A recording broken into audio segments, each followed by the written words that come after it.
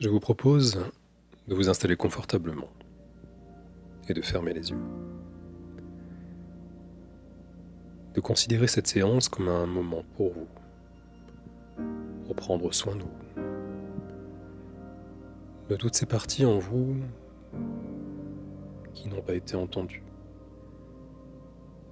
toutes ces parties qui se sont peut-être senties ignorées à un moment donné, mises de côté, jugées. Alors peut-être pourriez-vous vous accorder un instant de pause, comme si vous pouviez appuyer sur un interrupteur en vous, pour arrêter le rythme des heures, pour étirer le temps à votre convenance, prendre tout le temps nécessaire dont vous avez besoin pour permettre à votre corps de se détendre, de le laisser reprendre simplement son rythme biologique, sans que vous n'ayez rien à faire. Il sait déjà comment faire lui-même. Vous pourriez permettre enfin à votre esprit de se relaxer, comme s'il y avait progressivement de plus en plus d'espace entre deux pensées, plus de silence, de sérénité en vous. Vous pourriez permettre à votre corps de se détendre, comme si il reposait de tout son poids, lourdement, agréablement, sur le dos moelleux et confortable d'un grand cygne, qui se laisserait porter délicatement sur l'eau, sans que vous n'ayez rien à faire. Juste rester là, blotti, entre ses plumes, à observer le ciel, les nuages au-dessus de vous, les branches des arbres. Simplement laissez votre imagination dériver agréablement. Ce signe suit le courant au fil de vos pensées, suivant mes mots comme autant de points d'interrogation sans question, de phrases à double sens, sans perdre son sens de l'orientation. Et d'ailleurs, en parlant de signes, je me demande quels sont les indices que votre inconscient a disséminés dans votre vie pour vous aider à revenir vers le meilleur chemin pour vous. Combien de pierres de petits poussets a-t-il placé pour vous indiquer les blessures à guérir, pour vous libérer de votre passé et vous préparer un merveilleux avenir. Il est comme une sorte d'ange gardien qui veille sur vous, dont chaque plume représente un indice du meilleur chemin à suivre pour vous. Alors c'est comme si votre cerveau gauche parlait à votre cerveau droit, tandis que votre esprit, lui, est à deux endroits à la fois. Il peut visiter tous les pays du monde tout en restant là, accompagner la lune dans sa ronde, allongé sur un matelas. Et il n'est pas nécessaire de ne pas laisser son esprit vagabonder entre les hémisphères pour ne pas avoir un aperçu de la planète entière. Il suffit parfois simplement de lâcher prise sur la destination pour trouver celle qui pourra vous plaire,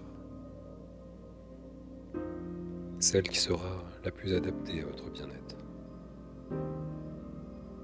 Comme si vous laissiez votre doigt se poser au hasard sur un globe terrestre qui tournerait pour vous indiquer votre prochain voyage.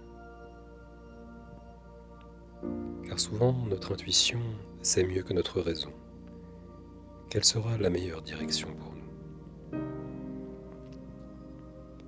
Et plus on lâche prise, plus on se laisse porter.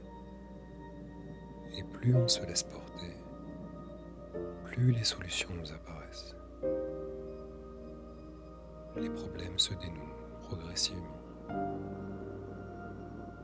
Car la vie est un peu comme un parcours fléché, rempli de sagesse. à condition de la laisser nous enseigner, de faire suffisamment le silence en soi pour pouvoir l'entendre nous parler. Alors j'aimerais commencer par vous raconter l'histoire d'une jeune reine qui vivait dans un grand palais. Cette reine dirigeait un vaste royaume, fruit des conquêtes des anciennes reines et rois de sa lignée. Mais tout cela lui semblait bien lourd à porter. Toutes ces dorures, toutes ces responsabilités, tous ces hommages. Elle ne s'en croyait pas digne. Pourquoi elle et pas une autre? Après tout, qu'avait-elle accompli pour mériter tout ça? Elle avait l'impression d'être un imposteur dans sa tenue de cérémonie. Tout ce palais lui semblait bien trop grand pour la petite personne qu'elle était. Mais il y avait une partie du château qu'elle détestait par-dessus tout.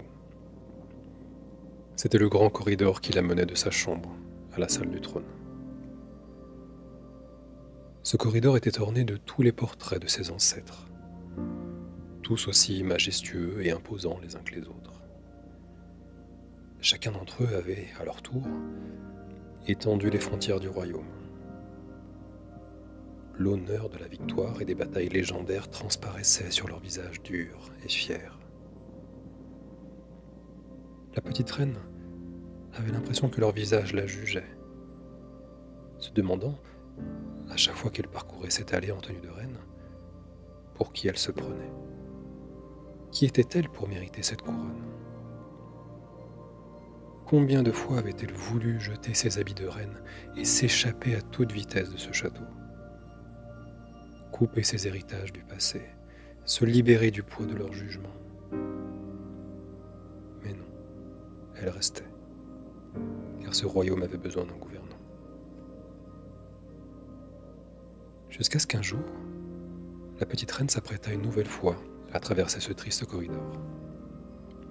Mais cette fois-ci, quelque chose avait changé sur les tableaux.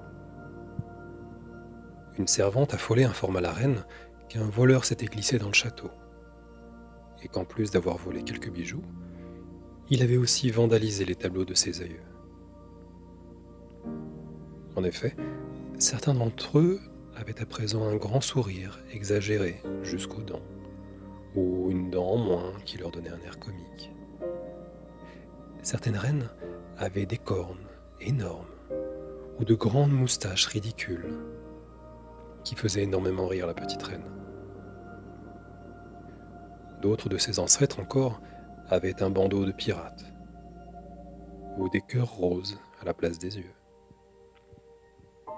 Jamais elle n'avait autant pris de plaisir à déambuler dans ce corridor, comme si elle attendait avec impatience de voir l'œuvre du voleur sur le prochain portrait. Ils avaient tous l'air si humains, si faillibles pour une fois, que cet événement la libéra d'un poids. Elle préférait de loin cette famille-là. Une famille qui ne se prend pas au sérieux, qui fait des grimaces d'enfants, même après leurs exploits d'adultes. La petite reine décida de faire les choses à sa manière à présent. Elle ne conquit pas d'autres pays, mais le cœur des gens. En effet, sous son règne, son peuple connut la période la plus heureuse de son histoire. Car cette reine mettait un point d'honneur à apporter le rire et la joie dans les chaumières, par ses actes et sa lumière. Car elle irradiait de bonté et de bienveillance envers ses sujets. Ce fut la seule reine de sa lignée à gouverner en montrant l'exemple, et non par la force. Elle avait réussi à couper ses fidélités inconscientes, avec une famille parfois trop enfermante. Et parce qu'elle avait osé faire les choses différemment par rapport à avant, je sais qu'elle a donné des idées aux futures générations d'enfants.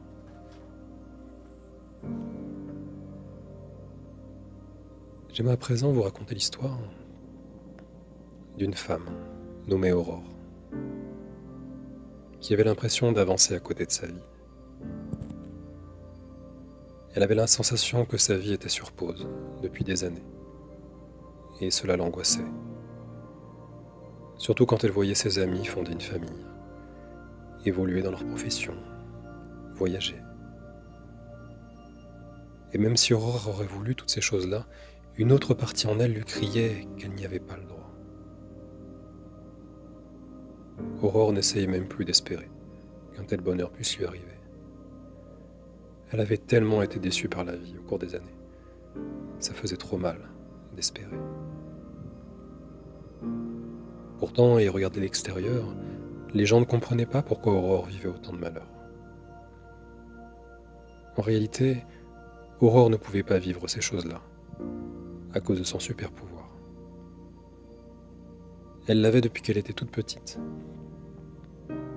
Le pouvoir de rendre les gens malheureux autour d'elle, de les blesser par ses mots. C'était comme si elle savait à chaque fois là où appuyer pour que ça fasse mal. Elle voyait immédiatement les failles chez les gens. Mais quand on est enfant, ce n'est pas un pouvoir très apprécié par les grands, en particulier par sa maman. Combien de fois sa maman lui avait dit qu'elle était méchante, parce qu'elle avait osé lui répondre, ou quand elle faisait pleurer son petit frère. Aurore avait toujours eu peur de cette rage qui sommeillait en elle, de cette méchanceté qui ne demandait qu'à jaillir. Alors elle avait pris soin de l'enfermer très profondément dans une cage en elle. Qui sait ce qui se produirait si sa colère venait à sortir? Alors Aurore n'osait plus contredire les gens. Elle rasait les murs. Le souvenir de sa maman en pleurs ou en colère devant ses mots d'enfant revenait à sa mémoire dans ces moments. Cette peur de faire mal aux gens qu'elle aimait, cette malédiction qui la suivait. Ce qui fait qu'Aurore s'empêchait d'exister pleinement, de prendre sa place. Le bonheur, ce n'était pas pour les méchantes. Elle devait presque s'excuser d'être vivante. Jusqu'au jour où elle croisa une petite fille qui criait sur sa maman dans un grand magasin. Et là, au lieu que la maman la dispute, elle se retourna vers elle et chercha à comprendre pourquoi sa petite fille lui en voulait autant. Alors elle comprit que sa fille avait passé une mauvaise journée à l'école, parce qu'on s'était moqué d'elle à la récré.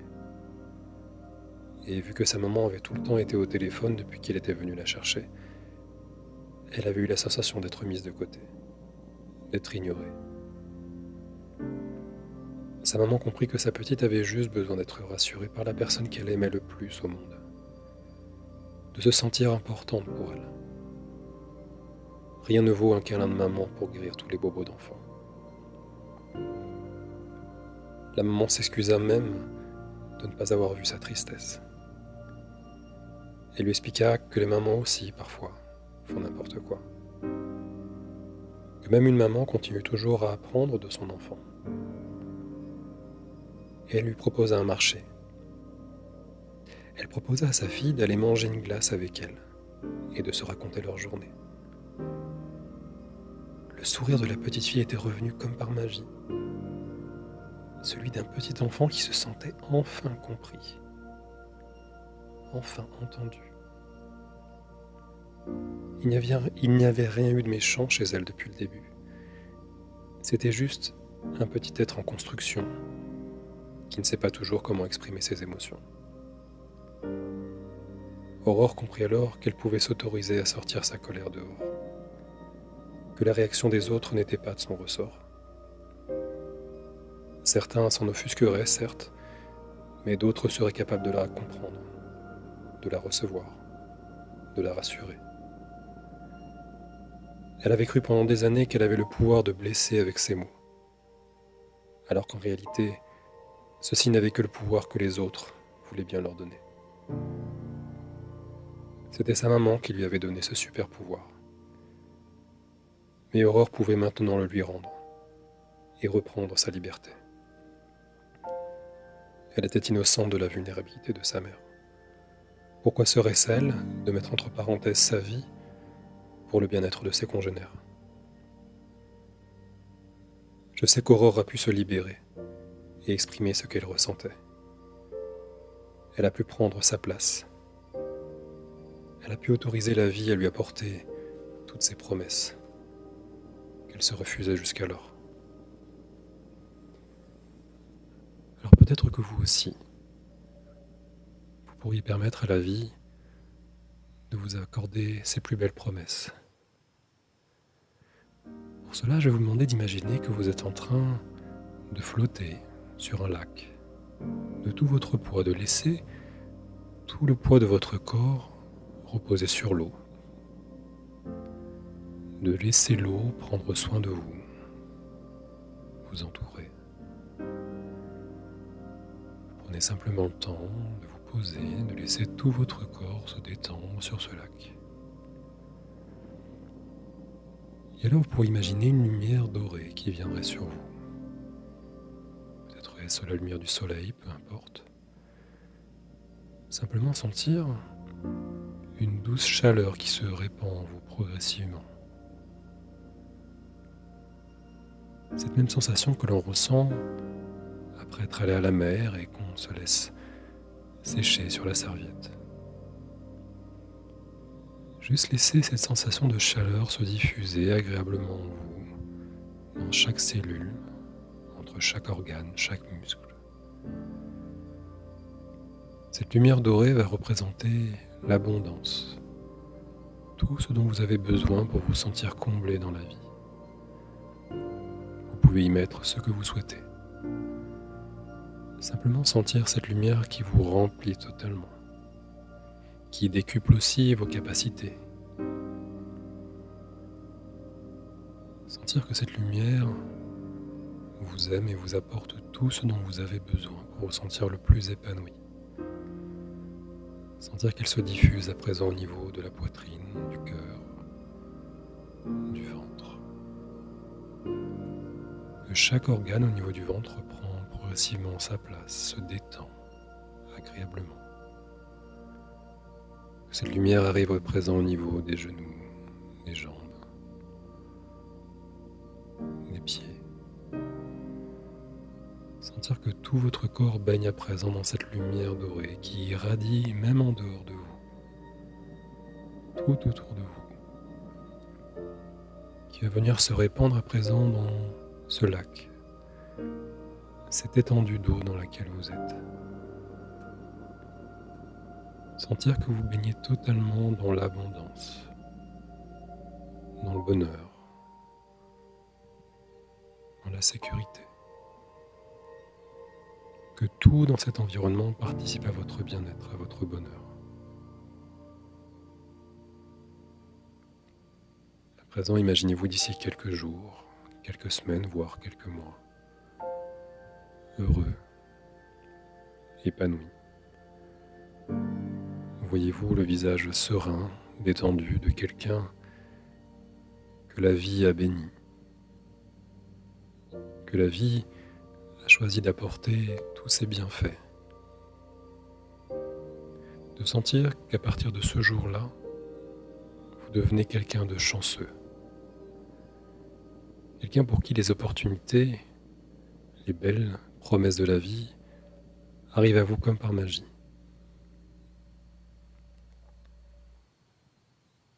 Et quand vous le souhaiterez, au moment où vous le souhaiterez, vous pourrez tranquillement réouvrir les yeux et revenir ici et maintenant, au moment présent.